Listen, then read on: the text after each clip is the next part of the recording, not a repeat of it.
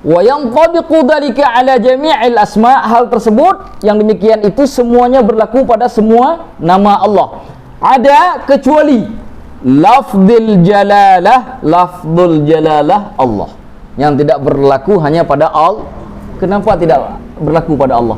Karena Allah satu-satunya nama hanya kepada zat. Nama lain tidak ada, tidak bisa dibagi dengan siapapun, tidak bisa dibagi dengan apapun. Kata Rahman itu dibagi oleh Allah. Mana dibagi? Dalam perut ibu itu ada namanya Rahim. Rahim itu dari rahmah. Rahmah itu juga membentuk kalimat Rahman dan Ar-Rahim. Ya kan? Ada dibagi oleh Allah kepada makhluk. Tapi kata nama Allah itu tidak dibagi oleh siapapun, pada Allah, kepada siapapun ataupun kepada apapun. Jadi itu mutlak hanya bagi Allah. Makanya disebut di sini ada lafdzul jalalah Allah. Tidak berlaku hanya pada Allah. Yang lain bisa saja berlaku pada yang lain, sifat Allah yang lain. Makanya ada kalimat gini, wa makaru wa makarallah, mereka bermakar, Allah pun melakukan makar. Wallahu khairul makirin, makar Allah lebih baik. Allah samakan, tapi Allah menjelaskan bahwa perencanaanku lah yang lebih hebat. Ya kan? Allah samakan, tapi Allah menjelaskan pada bagian terakhir bahwa Allah lebih superior daripada yang lainnya. Li'annahu laisa sifatan min sifatillah, karena Allah itu bukanlah sifat dari sifat-sifat Allah. Nah, ingat itu. Hanya Allah yang tidak mengandung sifat.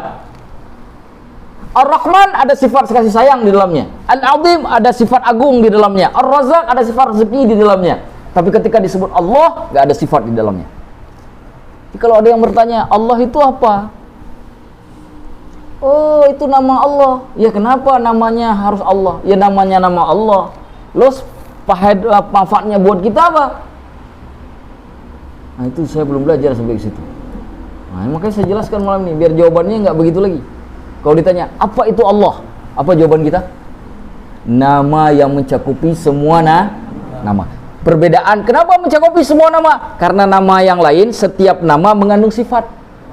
Sedangkan Allah tidak mengandung sifat satupun. Makanya mencakupi semua nama. Makanya para ulama mengatakan, menyebut nama Allah lebih utama daripada yang lainnya. Karena itu nama yang paling tinggi. Bukan berarti kemudian menyebut nama Ar-Rahman, nama Azim itu nggak boleh ataupun menjadi rendah. Tidak. Tetapi karena kedudukan Allah itu lebih besar. Satu-satunya bahasa di dalam bahasa Arab yang tulisan dan ucapannya berbeda, itulah dia. Padahal kan itu alif, lam, ha. Harusnya bacanya Allah dong. Allah. Kan begitu harusnya bacanya. Enggak, kita baca apa? Allah. Satu-satunya kata di dalam bahasa Arab antara tulisan dengan bacaan berbeda, itulah kata Allah. Nama Allah. Udah kayak bahasa Inggris. Kalau bahasa Inggris kan semua kan? Semua tulisan dengan bacaan berbeda. Kalau bahasa Arab nggak ada. Sama semua yang ditulis sama yang dibaca. Cuma nama Allah saja yang berbeda. Apa maknanya? Lafdzul jalalah, lafaz ketinggian. Dibedakan. Satu-satunya dibedakan. Maka kita katakan kepada orang-orang yang menyebut nama Allah bagi Tuhannya, sedangkan dalam kitab suci mereka tidak ada. Itu bukan nama Tuhan kalian. Karena kitab kalian tidak pernah menyebut nama Allah. Sedangkan kitab suci kami menyebutnya dengan jelas. Allahu la ilaha illa huwa hayyul. Ya kan? Wa ilahukum ilahu wahid. Dan seterusnya. Baik, kita lanjutkan. Dan Allah ini bukanlah sifat dari sifat-sifat Allah. Walaysa mustaqqan, dan juga tidak terbentuk min fi'lin muayyanin, dari kata kerja tertentu. Mana terbentuk? Contoh misalkan kita katakan main bola. Kalau orangnya berarti pemain bola. Ya kan? Kalau gamenya kita sebut permainan bola. Ya kan? Itu kan perbentukan. Allah nggak terbentuk dari apapun. Tidak terbentuk. Ar-Rahman terbentuk dari rahimah yarhamu, merahmati. Ar-Razzaq terbentuk dari razaqa yarzuqu, memberi rezeki. Tapi Allah tidak terbentuk dari kata kerja tertentu. Khusus Tetapi memang ada pendapat nanti kalau kita baca misalkan kitab Mafatihul Ghaib karangan Imam Fakhrazi, ada perbedaan pendapat para ulama bahwa Allah itu ada yang mengatakan terbentuk dari kata al-ilah. Ya, terbentuk. Tetapi walaupun ada pendapat yang mengatakan bahwa nama Allah itu terbentuk dari kata kerja tertentu, tidak mengurangi dari makna keagungan yang ada pada Allah. Saya sendiri lebih cenderung kepada pendapat ini. Kenapa? Menunjukkan kesamaan ketinggian. Karena bahasa satu-satunya yang ucapan dan tulisannya berbeda Allah. Maka jika kita katakan satu-satunya dalam bahasa Arab yang tidak memiliki pembentukan dari kata kerja manapun Allah, maka jadi sama tuh dengan pendapat yang pertama tadi. Ya kan? Itu lebih mudah kita pahami. Saya lebih cenderung. Tapi tidak saya salahkan yang satunya lagi. Siapa kita menyalahkan para ulama. Bisa dipahami kira-kira sampai di sini? Bisa dipahami? Nah, ayo. Wa innama huwa, adapun dia di sini adalah Allah. Adapun Allah di sini alamun. Nah, alamun sudah masih ingat? Masih ingat ya? Alam itu nama untuk sesuatu di dalam bahasa Arab, terdiri dari isim, laqab dan kunyah. Tapi hanya pada Allah tidak boleh kita sebut laqab, enggak boleh disebut Allah enggak punya laqab, punya kunyah, hanya punya ismun saja, punya nama saja. Nama ala wajibil wujub, atas sesuatu yang wajib ada. Wajibil nah ini beda dengan wahdatul wujud nanti. Hati-hati. Wajibul wujud beda dengan wahdatul wujud. Wajibul wujud artinya wajib keberadaannya. Sedangkan kita makhluk namanya mungkinul wujud. Dimungkinkan keberadaannya. Tidak boleh wajib. Kenapa tidak boleh wajib? Amna yusra itu nggak boleh wajib. Kalau Allah berkehendak menciptakan, saya ada. Alhamdulillah Allah berkehendak, saya jadi ada. Tapi kalau nanti misalkan, ini di antara teman-teman ada yang sudah nikah, ada yang belum. Yang sudah nikah, bisa saja nanti nggak dikasih anak oleh Allah. Berarti kenapa? Keberadaan anak kita itu mungkin ada dan mungkin tidak. Makanya makhluk itu disebut mungkinul wujud. Tapi kalau Allah wajib ada. Kenapa wajib ada? Lah kalau Allah nggak ada, bagaimana ada makhluk? Iya dong, itu secara logika. Maka Allah wajib ada. Karena jika yang mungkinul wujud harus ada, mungkinul wujud ada, yang dimungkinkan ini bisa ada, maka yang mengadakannya wajib ada. Bisa dipahami? Itu ilmu kalam. Ya, teori ilmu kalam. Yaitu alamun. Nama alam di sini kita artikan nama ya, enggak lagi kita sebut laqab dan kunyah, jangan nama saja. Jadi alamun di sini bermakna ismin. Nah, bermakna nama. Alamun nama alal haqqi tabaraka wa ta'ala, atas Allah yang maha benar tabaraka wa ta'ala, bidzatihi, baik dari sisi zatnya, wa sifatihi, dan sifat-sifatnya, allati wasafa biha nafsah, yang Allah sifatkan dirinya dengan sifat-sifat tersebut. Jadi ketika disebut Allah, apa yang kita pahami? Zat dan sifat-sifat semua. Ingat, ketika kita sebut sifat Allah, sifat itu Allah yang menetapkan untuk dirinya, untuk zatnya, bukan kita. Bukan kita. Ketika kita katakan, Ustaz, bukankah tadi penjelasan itu semua kan Ustaz yang ngomong? Harusnya kan Ustaz yang menetapkannya ke Allah. Enggak, Allah yang menetapkannya sendiri. Dari mana kita tahu? Dari ayat Al-Quran. Mana contohnya? Laisa kamitslihi syai'un wa huwas sami'ul basir. Tidaklah sama Allah dengan makhluknya, dalam siapapun, dengan apapun. Dialah yang maha mendengar lagi maha melihat. Tidak sama. Kita tahu yang kita bisa jangkau. Kita tahu bekicot, kita tahu ayam, kita tahu bebek, karena bisa kita jangkau. Kita tahu manusia, karena bisa kita jangkau. Karena Allah tak bisa kita jangkau, maka kita menghukumnya dengan hukum makhluk. Bagaimana? Yang ini yang bisa saya jangkau, ini sifat makhluk. Yang sifat makhluk ini keterbatasan. Yang di luar ini, itulah milik Allah. Begitu cara menghukumnya. Supaya tidak ada persamaan. Makanya kata Allah, apa kata Allah? Tafakkaru fi khalqillahi wa la tafakkaru fi dzatillah. Berfikirlah pada penciptaan Allah, jangan berfikir pada zat Allah.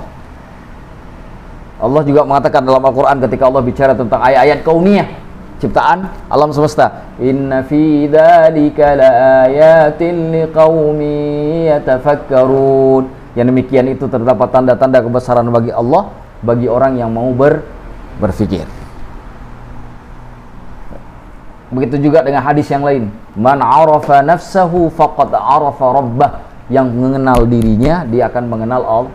Kenapa kita dengan mengenal diri kita jadi mengenal Allah? Karena kita ketika mengenal diri kita, kita tahu bahwa kita semuanya terbatas. Umur terbatas, napas terbatas, tinggi terbatas, kekayaan terbatas, ilmu terbatas, semua terbatas. Lalu ketika kita mengerti betul hakikat penciptaan kita, yang keterbatasan ini kita cukupkan pada diri kita, tidak kita alihkan kepada Allah. Karena Allah mutlak, kita terbatas. Bisa dipahami? Kita lanjutkan. Fahuwa yahwi, dan dialah Allah yang mencakupi jami'a, semua sifatil kamalil wajibah, sifat-sifat yang sempurna, yang wajib. Yang wajib ingat, sifat Allah pertama sempurna, yang kedua wajib. Yang sudah Allah tetapkan untuk dirinya sendiri, bukan kita yang menetapkan. Paham ya? Lil haqqi azza wa jalla, bagi Allah yang maha benar, azza wa jalla. Fal qa'idah, maka kaidahnya, ini kaidahnya. Ini penting nih, kalau dicatat nih. Maka kaidahnya, idzan, oleh demikian itu, anna kulla ismin, bahwasanya semua nama dan asma'illahil husna, dari nama-nama Allah yang maha baik, yumatsilu sifatan, semuanya mencakupi sifat, min sifatihi, daripada sifat-sifatnya, ada lafdzul jalalah, kecuali lafaz jalalah. Apa lafdzul jalalah fitrah? Allah. Nah itu kaidahnya. Apa kaidahnya? Setiap nama dari nama-nama Allah mencakupi sifat dari sifat-sifat Allah, kecuali nama Allah. Nah itu kaidahnya itu. Nah, jadi kalau ada orang bertanya, apa sifat yang ada pada nama Allah? Kita jawab, karena Allah itu mencakupi semua nama, sedangkan setiap nama yang dicakupi oleh Allah punya sifat, maka Allah tidak butuh lagi sifat. Pada nama si Allah tidak lagi butuh Kenapa? Karena pada nama-nama Allah yang lain sudah semuanya punya sifat. Nah, sedangkan Allah mencakupi semua nama, artinya mencakupi semua sifat. Makanya nama Allah sendiri tidak membutuhkan sifat secara khusus. Mudah kan memahaminya ya? Nah itu kaidahnya. Fa innahu, maka sesungguhnya dialah Allah, wa in kana la yumatsilu, walaupun tidaklah mencakupi sifatan bi'ainiha, sifat dengan sendirinya, illa annahu, akan tetapi bahwasanya nama tersebut, nama Allah tersebut, yahwi, mencakupi jami'as sifatil ukhra, semua sifat-sifat yang lain. Nah seperti penjelasan saya tadi ya. Baik. Fahina taqul, ketika engkau katakan ya Allah, nah, ini kita berdoa nih. Ketika kita berdoa kan kita kadang-kadang tuh merintihnya begitu kan? Ya Allah, kita merintih begitu ke Allah. Apalagi kalau lagi punya masalah. Kalau nggak punya masalah biasanya nggak ingat. Tapi kalau lagi punya masalah tuh ya Allah. Kalau lagi punya masalah,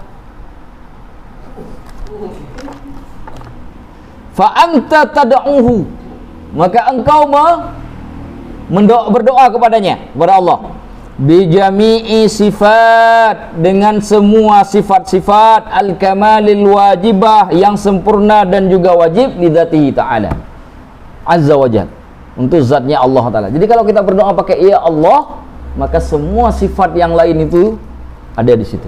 Sifat rezeki, sifat rahman, sifat sabur, sifat rasyid, apa lagi? Al-Muntaqim, semua ada di bawah Allah. Kalau kita berdoa ya Allah, tapi kalau kita katakan ya Razzaq, hanya sifat rezeki saja. Sifat yang lain tidak masuk, karena setiap nama yang lain itu hanya punya satu sifat. Tapi ketika disebut Allah, semua sifat itu yang ada di semua nama Allah itu mencakupi. Nah, baik yang kita tahu maupun yang tidak kita ketahui. Nama Allah 99 apa bukan? Agus. Nama Allah.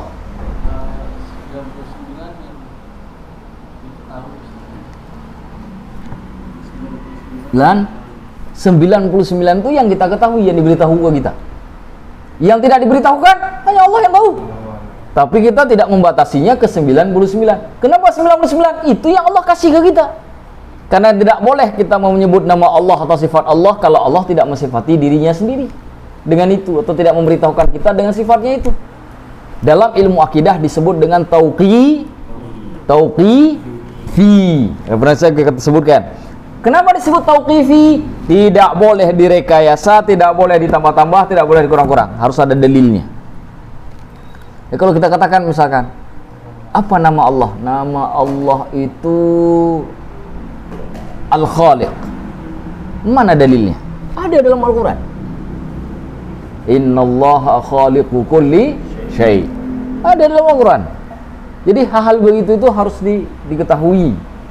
Tapi nanti ada sifat Allah yang tidak ada di dalam Al-Quran, tapi ada dalam hadis. Misalkan, ya. Atau sifat-sifat Allah yang tidak memiliki nama. Allah sifatnya sifat tapi tidak memiliki nama dari sifat itu. Setidaknya tidak diberitahukan kepada kita, sehingga kita tidak mengatakan bahwa sifat itu memiliki nama. Karena itu kan sifatnya tauqifi. Tauqifi itu artinya harus ada dalil untuk menetapkan bahwa itu nama Allah ataupun bukan. Nah, baik. Kita lanjutkan. Makanya di ujung disebut wallati wasafa biha nafsahu, yang dimana Allah mensifatkan dengan sifat-sifat tersebut dirinya sendiri. Jadi Allah yang memberi sifat itu kepada dirinya, Allah yang mensifati dirinya, bukan kita. Kita hanya ngikut saja. Sami'na wa ata'na. Wallahu, dan Allah, nama Allah huwa ashharu asma'ihi, adalah nama Allah yang paling masyhur, yang paling terkenal. Kita itu banyak yang nggak hafal 99. Banyak di antara kita tidak tahu nama Allah yang 99. Tapi ketika setiap disebut nama Allah, hatta yang baru masuk Islam pun tahu nama Allah. Betul gak? Berarti benar kan ketika dikatakan di sini bahwa Allah ashharu asma'ihi, nama Allah yang paling masyhur. Subhanahu wa ta'ala, wa a'laha, dan yang paling tinggi, mahallan, yang paling tinggi di antara nama-nama Allah, mahallan, posisinya, fi dzikri wa doa, pada saat kita zikir dan doa. Karena nama Allah mengandung semua sifat-sifat, mencakupi semua nama, kemudian juga merupakan nama yang paling masyhur, maka mengucapkannya dalam zikir dan doa juga merupakan nama yang paling tinggi. Wa a'laha mahallan fi dzikri wa doa, yang paling tinggi posisinya, tempatnya pada saat kita berzikir dan berdoa. Ya Allah. Nah, makanya bagaimana Ustaz? Tapi kan bukan berarti ketika saya berdoa dengan yang 99 itu saya ambil Ar-Razzaq misalkan, kemudian malah menjadi rendah kan? Bukan begitu cara maknanya, bukan derajatnya. Tapi kalau kita berdoa dengan Ar-Razzaq hanya ada satu sifat. Nah, konteksnya tidak mencakupi sifat yang lain. Misalkan saya mau minta rezeki sama mau minta rahmat, saya harus sebut dua, Ar-Razzaq, Ar-Rahim. Tapi kalau sebut Allah cukup satu sebut, dua-duanya masuk. Lihat bedanya kan? Jadi bukan berarti mendoa dengan Ar-Razzaq kemudian jadi lebih hina daripada berdoa dengan Allah. Bukan begitu maknanya. Hati-hati. Ya. Hanya saja dari sisi pelafalan. Kalau kita sebut nama yang lain selain nama Allah, untuk mencakupi makna tertentu kita harus sebut satu-satu. Coba yang kita inginkan 10 nama harus kita sebut. Betul enggak? Tapi kalau nama Allah cukup satu kita sebut, 10, bukan cuma 10, 99 masuk semuanya. Bisa dipahami? Makanya langkah yang paling mudah kalau kita banyak butuh ke Allah, banyak betul kebutuhan kita ke Allah, banyak sekali. Ini mau doa apa? Aduh Ustaz, saya udah ngelis nih, kayaknya ada 20 nih doanya saya ke Allah. Doa sabar, doa ini banyak betul. Nah, pakai Allah aja biar nggak banyak-banyak. Nah, daripada bagi ya sabur ya kan, nanti kagak rezeki ya razak, banyak betul. Nah, pakai Allah aja langsung masuk semua. Tapi kalau masakan cuma 1 2 nggak apa-apa. Pakai Ar-Razzaq untuk rezeki, pakai Ar-Rahman untuk rahmat. Ya, pakai apa lagi? Ya Hadi kalau kita butuh petunjuk. Ya Ghani kalau butuh. Wah? Subhanallah.